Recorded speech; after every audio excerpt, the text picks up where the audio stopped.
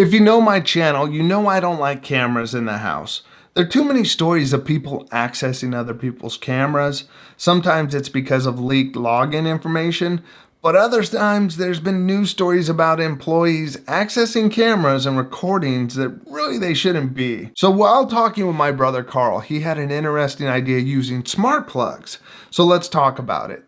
Hello and welcome back. If you're new here, my name is Craig. If you want to get more out of your tech, you are in the right place. This is part of a new series called Tech Tip Tuesday, which ideally will be every week and hopefully on a Tuesday. So this series will cover tips for all different tech, so make sure to subscribe and hit the bell so you don't miss the next one. Now before I go any further, this tip is not going to be for everyone. It does add an extra step and an extra device. For some, it'll be too much work and they'd rather just leave cameras on 24/7. If that's you, please make sure you have a good password to help secure your account. For others, you might appreciate this and you'll want to bring cameras back inside the house. This tip is really for someone like me.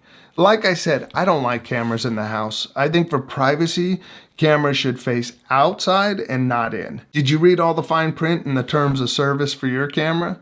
I know I didn't. Does the company get to review footage for quality or any other nonsense reason? I don't know. I didn't read the fine print. But I have seen too many stories of people accessing cameras that shouldn't.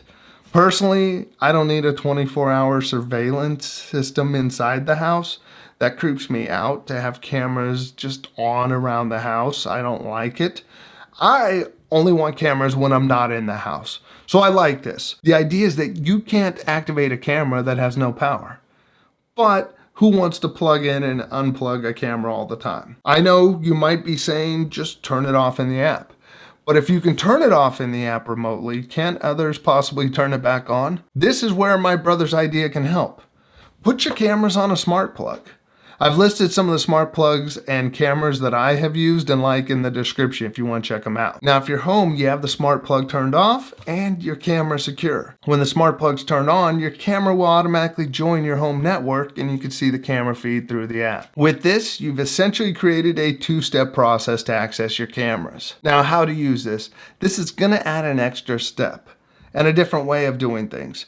You're either going to have to ask for your plugs to be turned on or create a routine with your assistant.